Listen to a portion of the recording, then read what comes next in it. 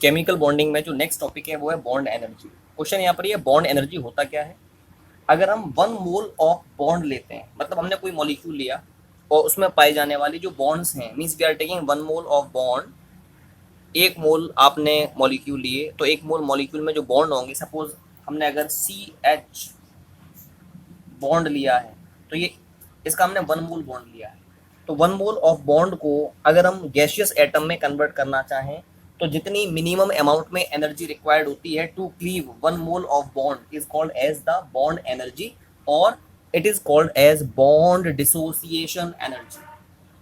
तो मैंने बताया बॉन्ड एनर्जी क्या है या बॉन्ड डिसोसिएशन एनर्जी क्या है। अगर हम 1 मोल बॉन्ड को क्लीव करना चाहें into the gaseous atom, then the minimum amount of energy required is called as the bond dissociation energy या बॉन्ड एनर्जी। अब क्वेश्चन यहाँ पर ये अगला क्वेश्चन कि ऐसे कौन कौन से फैक्टर्स हैं जो बॉन्ड एनर्जी को अफेक्ट करते हैं। उनमें पहला है size of atom. Bond energy atom के साइज के इनवर्सली प्रोपोर्शनल है, मतलब अगर एटम का साइज बढ़ेगा तो आपकी जो बॉन्ड एनर्जी है वो कम हो जाएगी। आपने मॉलिक्यूल लिया HCl, HBr और HI। इनमें आपने देखा क्लोरीन एटम का साइज छोटा है, Br का साइज बड़ा है, आयोडीन का साइज और बड़ा है। तो एटम के साइज के बढ़ने के साथ साथ जो इन दोनों एटम्स के बीच में जो डिस्टेंस है वो बढ़ेगा, यानी बॉन्ड लेंथ आपकी बढ़ेगी। तो बॉन्ड को ब्रेक करने में हमें कम एनर्जी लगानी पड़ेगी, means less amount of energy will be required to keep the bond. तो bond dissociation energy will be less. तो कहने का मतलब है एटम के साइज के बढ़ने के साथ साथ बॉन्ड एनर्जी कम होती है। दूसरा फैक्टर है मल्टीप्लिसिटी ऑफ बॉन्ड। अगर बॉन्ड की मल्टीप्लिसिटी बढ़ेगी तो उसके साथ साथ बॉन्ड एनर्जी भी बढ़ेगी, मतलब सिंगल बॉन्ड की बॉन्ड एनर्जी कम, डबल बॉन्ड की ज्यादा, ट्रिपल बॉन्ड की सबसे ज्यादा। तो bond energy multiplicity of bond के डायरेक्टली प्रोपोर्शनल होती है। तीसरा है number of lone pair of electrons. तीसरा है number of lone pair of electrons. हमें पता है bond energy number of lone pair of electrons के इनवर्सली प्रोपोर्शनल होती है। मतलब अगर आपके नंबर ऑफ लोन पेयर्स बढ़ेंगे तो बॉन्ड एनर्जी आपकी कम हो जाएगी। आपने देखा HH मॉलिक्यूल में एक भी लोन पेयर नहीं है। NN जो बॉन्ड है उनमें नाइट्रोजन में 1 लोन पेयर है, तो इसकी बॉन्ड एनर्जी कम। ऑक्सीजन की बात की जाए तो 2 लोन पेयर है, बॉन्ड एनर्जी और कम। फ्लोरीन में 3 लोन पेयर होने की वजह से इसकी बॉन्ड एनर्जी और कम हो जाएगी। तो आपने देखा नंबर ऑफ लोन पेयर के बढ़ने से बॉन्ड एनर्जी आपकी कम हो जाती है। अब इसके बाद जो तीसरा हमारा बॉन्ड पैरामीटर है बॉन्ड एनर्जी के बाद, वो है बॉन्ड एंगल। क्वेश्चन यहाँ पर यह कि बॉन्ड एंगल क्या होता है। अगर हम डिफरेंट एटॉमिक ऑर्बिटल्स लेते हैं किसी भी मॉलिक्यूल के, जैसे मैंने मीथेन मॉलिक्यूल में आपने देखा 4 CH बॉन्ड हैं, तो हर एक CH बॉन्ड में कार्बन का जो एटॉमिक ऑर्बिटल इन्वॉल्व है उसको हमने यहाँ पर लिया है। तो 2 एटॉमिक ऑर्बिटल्स के बीच में जो भी आपके डिफरेंट एटॉमिक ऑर्बिटल्स होते हैं उनके बीच में जो बॉन्ड एंगल होता है, जो एंगल होता है उसी को हम लोग बॉन्ड एंगल कहते हैं। तो the angle present between the different atomic orbitals which are involved in the formation of different bonds is called as bond angle. क्या होता है बॉन्ड एंगल? मैंने क्या बताया कि अगर हम डिफरेंट एटॉमिक ऑर्बिटल्स लेते हैं, डिफरेंट एटॉमिक ऑर्बिटल्स जो बॉन्ड के फॉर्मेशन में इन्वॉल्व हैं, तो उन डिफरेंट एटॉमिक ऑर्बिटल्स में के बीच में जो एंगल प्रेजेंट होता है उसी को हम लोग बॉन्ड एंगल कहते हैं। जैसे अगर मीथेन की बात की जाए, मीथेन में 4 CH बॉन्ड है, बॉन्ड एंगल 109 डिग्री 28 मिनट्स होता है। दूसरा हमने लिया NH3 मॉलिक्यूल। NH3 मॉलिक्यूल में 2 आपके एटॉमिक ऑर्बिटल्स हैं, इनके बीच का बॉन्ड एंगल 107 डिग्री है। वाटर की बात करते हैं तो वाटर में 2 OH के बीच में जो बॉन्ड एंगल होता है वो 104.5 डिग्री होता है। इसके बाद चौथा जो फैक्टर है यहाँ पर वो है बॉन्ड ऑर्डर। बॉन्ड ऑर्डर जो है ना वो नंबर ऑफ बॉन्ड्स को रिप्रेजेंट करता है किसी भी मॉलिक्यूल में पाए जाने वाले। तो अगर कोई हम मॉलिक्यूल लें उसके बीच में अगर सिंगल बॉन्ड है तो उसका बॉन्ड ऑर्डर 1 होगा, डबल बॉन्ड के लिए बॉन्ड ऑर्डर 2 होता है और ट्रिपल बॉन्ड के लिए बॉन्ड ऑर्डर 3 होता है। यानी बॉन्ड ऑर्डर क्या करता है? रिप्रेजेंट, बॉन्ड ऑर्डर रिप्रेजेंट करता है number of bonds present between the different atoms in a particular molecule. इसके साथ ही साथ जो आपके मॉलिक्यूल्स होते हैं, ऐसी स्पीशीज जो आइसो इलेक्ट्रॉनिक स्पीशीज होती हैं, आइसो इलेक्ट्रॉनिक स्पीशीज में बॉन्ड ऑर्डर सेम होता है। आइसो इलेक्ट्रॉनिक का मतलब ऐसी स्पीशीज जिसमें नंबर ऑफ इलेक्ट्रॉन्स सेम है। जैसे अगर मैं फ्लोरीन की बात करता हूँ, फ्लोरीन में इलेक्ट्रॉन्स हो जाएंगे 2 फ्लोरीन के एटम में, into 9 is equal to 18 electrons, इसमें 18 इलेक्ट्रॉन्स होंगे। O2 माइनस में जो इलेक्ट्रॉन्स होंगे ऑक्सीजन का, दो ऑक्सीजन के मॉलिक्यूल्स हैं, एटम्स हैं, प्लस एक ऑक्सीजन में 16 होते हैं, 2 इंटू 16 हो गया, प्लस दो माइनस का मतलब दो इलेक्ट्रॉन्स आपने ऐड करा दिए, तो कितने हो गए 18 इलेक्ट्रॉन्स। आपने देखा F2 में और O2 डबल माइनस में दोनों में नंबर ऑफ इलेक्ट्रॉन्स सेम है, 18 इलेक्ट्रॉन्स हैं। इनका ये आइसो इलेक्ट्रॉनिक स्पीशीज है because number of electrons are same, इनका बॉन्ड ऑर्डर भी सेम होता है। इन दोनों ही केसेस में बॉन्ड ऑर्डर आपका 1 हो जाएगा। एक और इम्पोर्टेंट बात, जो बॉन्ड ऑर्डर होता है किसी भी मॉलिक्यूल में, वो उस पर्टिकुलर मॉलिक्यूल की स्टेबिलिटी को रिप्रेजेंट करता है। कहने का मतलब है मोर द बॉन्ड ऑर्डर, जितना अधिक बॉन्ड ऑर्डर होगा उतना ज्यादा वो मॉलिक्यूल स्टेबल होगा। तो अगर मैं बात करता हूँ हाइड्रोजन O2 और N2 मॉलिक्यूल में, तो N2 मॉलिक्यूल सबसे ज्यादा स्टेबल है क्योंकि इसका बॉन्ड ऑर्डर 3 है। ये कम स्टेबल, ये और कम स्टेबल। बॉन्ड ऑर्डर के बढ़ने के साथ साथ किसी भी मॉलिक्यूल की जो स्टेबिलिटी होती है वो आपकी बढ़ती है। तो यहाँ पर ये टॉपिक पूरा हो गया। हमारे जो बॉन्ड पैरामीटर्स थे, 4 डिफरेंट बॉन्ड पैरामीटर्स, हमने उनके बारे में डिस्कस किया है। अब इसके बाद जो नेक्स्ट टॉपिक हम लोग बात करेंगे, जो नेक्स्ट टॉपिक डिस्कस करेंगे वो है रेजोनेंस। क्वेश्चन यहाँ पर ये कि रेजोनेंस होता क्या है। अब रेजोनेंस की बात करते हैं। देखिए स्टूडेंट्स, अगर हम किसी भी पर्टिकुलर मॉलिक्यूल की बात करते हैं, हमने कोई भी पर्टिकुलर मॉलिक्यूल लिया, तो कुछ कंपाउंड्स ऐसे होते हैं जिनकी प्रॉपर्टीज को उस पर्टिकुलर कंपाउंड का एक सिंगल स्ट्रक्चर एक्सप्लेन नहीं कर सकता है। मैंने क्या बताया, कुछ कंपाउंड्स ऐसे होते हैं जिनकी प्रॉपर्टीज को एक सिंगल स्ट्रक्चर के द्वारा एक्सप्लेन नहीं किया जा सकता। तो हम क्या करेंगे उस केस में, तो हम ये देखेंगे उस पर्टिकुलर मॉलिक्यूल के और कौन कौन से पॉसिबल स्ट्रक्चर्स हैं, उन जो उस मॉलिक्यूल की मैक्सिमम प्रॉपर्टीज को एक्सप्लेन कर पाए। तो वो पर्टिकुलर स्ट्रक्चर्स उस मॉलिक्यूल के, वो सभी स्ट्रक्चर्स उस मॉलिक्यूल के जो उस मॉलिक्यूल की डिफरेंट प्रॉपर्टीज को, मैक्सिमम प्रॉपर्टीज को एक्सप्लेन करते हैं, they are called as resonating structures. उनको रेजोनेटिंग स्ट्रक्चर्स कहते हैं। और जो एक्चुअल स्ट्रक्चर होता है उस मॉलिक्यूल का, वो उन सभी पॉसिबल स्ट्रक्चर्स का इंटरमीडिएट होता है, और उस स्ट्रक्चर को बोलते हैं हम लोग रेजोनेंस हाइब्रिड स्ट्रक्चर।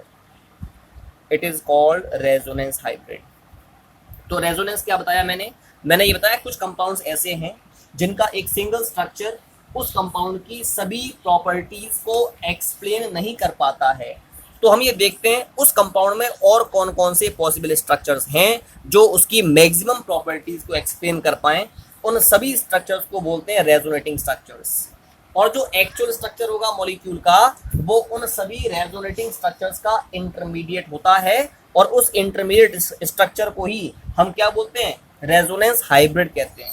अब क्वेश्चन आता है, कैसे क्वेश्चन आएगा, क्वेश्चन आएगा कोई कंपाउंड आपको दे देंगे, आपसे कहेंगे उस कंपाउंड के डिफरेंट रेजोनेटिंग स्ट्रक्चर्स को ड्रॉ करिए। तो मैं यहाँ पर ओजोन ले रहा हूँ। सबसे पहले ओजोन के आपको रेजोनेटिंग स्ट्रक्चर्स ड्रॉ करने हैं। तो ओजोन के रेजोनेटिंग स्ट्रक्चर को ड्रॉ करने के लिए सबसे पहले आप इसका लुईस स्ट्रक्चर ड्रॉ करेंगे, जो मैं सिखा चुका हूँ पहले। तो ओजोन का ये लुईस स्ट्रक्चर होता है। This is the Lewis structure of ozone that I am representing here.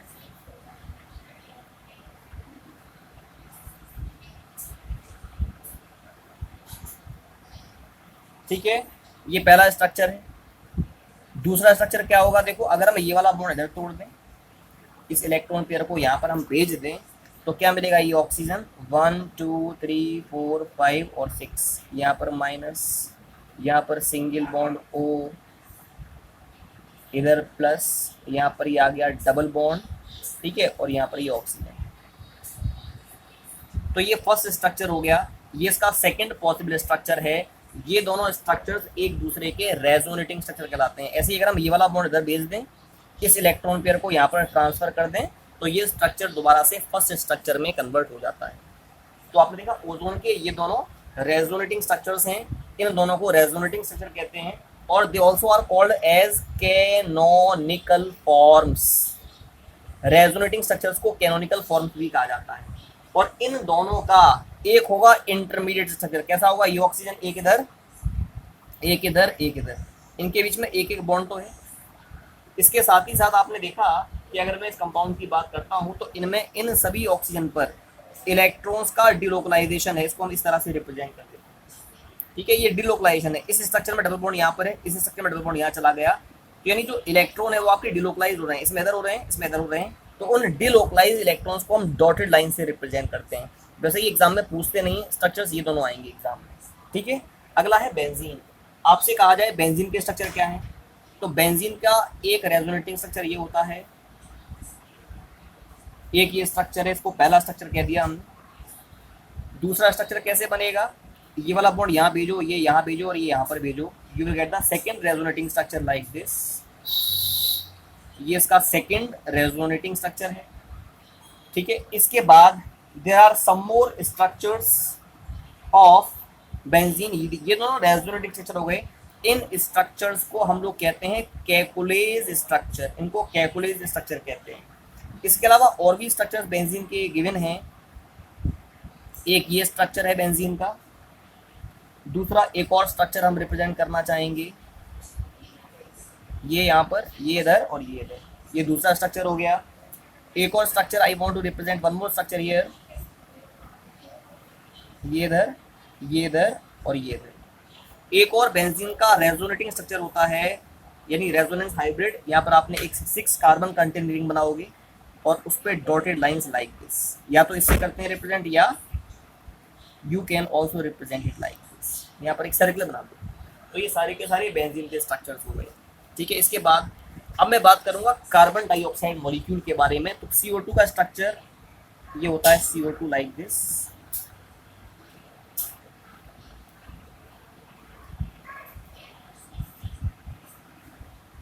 ये पहला स्ट्रक्चर है CO2 का।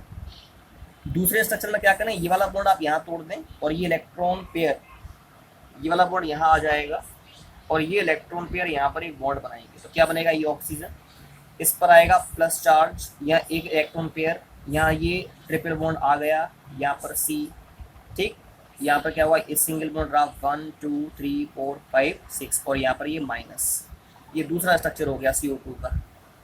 अगर मैं कार्बन डाइऑक्साइड के थर्ड स्ट्रक्चर की बात करूँ तो एक स्ट्रक्चर और बनेगा। अभी तो ये वाला बॉन्ड यहाँ तोड़ा था, ये यहाँ तोड़ा है। अब आप एक काम करें, अगर मैं सपोज ये वाला बॉन्ड इधर तोड़ूं और इस इलेक्ट्रॉन पेयर को यहाँ पर भेजूं, तो जो स्ट्रक्चर बनेगा वो क्या होगा, देखें, ये ऑक्सीजन, इधर माइनस आ गया, यहाँ पर ये बचा सिंगल बॉन्ड C, यहाँ पर क्या आया, ये इलेक्ट्रॉन पेयर यहाँ पर आ रहा है, तो यहाँ पर आ गया ये ट्रिपल बॉन्ड O, यहाँ पर एक इलेक्ट्रॉन पेयर और यहाँ पर क्या आ गया, ये प्लस चार्ज, ये प्लस चार्ज। तो ये पहला स्ट्रक्चर हो गया CO2 का। This is the second structure of carbon dioxide and this one is the third structure of carbon dioxide. तो मैंने आपको बताया कार्बन डाइऑक्साइड के रेजोनेटिंग स्ट्रक्चर्स को आप किस प्रकार से रिप्रेजेंट करते हैं। अब इसके बाद CO2 के बाद एक और कंपाउंड में लूंगा, carbonate ion, CO3 double minus. उसके रेजोनेटिंग स्ट्रक्चर क्या होंगे, कैसे आप बनाएंगे, उनके बारे में बात करते हैं। ठीक है, देखो क्या होगा। देखिए स्टूडेंट्स, अब मैं बात कर रहा हूं CO3 डबल माइनस आयन। ठीक, कैसा होगा स्ट्रक्चर, ये कार्बन, डबल बॉन्ड O, एक इधर O, एक इधर O, 1 2 3 4 5 6, 1 2 3 4 5 6, ये माइनस, इसके ऊपर 2 इलेक्ट्रॉन पेयर, ये फर्स्ट रेजोनेटिंग स्ट्रक्चर है। दूसरा स्ट्रक्चर क्या होगा, देखो, ये वाला बॉन्ड आप तोड़ें, इसको उधर भेज दें, ये वाला बॉन्ड आप यहाँ शिफ्ट करवा दें, तो क्या बनेगा, ये ऑक्सीजन, 1 2 3 4 5 6, ये माइनस, यहाँ पर ये सिंगल बॉन्ड C, यहाँ पर भी सिंगल बॉन्ड O, 1 2 3 4 5 6, ये माइनस, यहाँ पर क्या आ गया, डबल बॉन्ड O, 1 2 3 एंड 1 4, ये बन गया इसका सेकेंड रेजोनेटिंग स्ट्रक्चर। इसका एक और बनेगा स्ट्रक्चर, कैसे बनेगा, ये वाला बॉन्ड हम यहीं पर तोड़ रहे हैं और अभी ये वाला बॉन्ड ट्रांसफर किया था, अभी ये वाला बॉन्ड यहाँ ट्रांसफर करिए, तो कैसे बनेगा, ये ऑक्सीजन, ये एक दो इलेक्ट्रॉन्स यहाँ पर शिफ्ट हुए डबल बॉन्ड के फॉर्मेशन में, यहाँ पर बचे 2 इलेक्ट्रॉन्स, यहाँ पर सिंगल बॉन्ड, ये ऑक्सीजन, 2 इलेक्ट्रॉन पेयर पहले से थे, एक इलेक्ट्रॉन पेयर और आ गया, तो यहाँ पर माइनस। ठीक है, यहाँ पर क्या होगा, डबल बॉन्ड ये यहाँ पर बनाया है। ठीक है, इसको हम लोग ऐसे रहने देंगे, इसमें तो कोई चेंज किया नहीं है थर्ड स्ट्रक्चर के फॉर्मेशन में। तो 1 2 3 4 5 6, ये आपका तीसरा स्ट्रक्चर हो गया है। तो ये first second third, these three are the resonating structures of carbonate ion.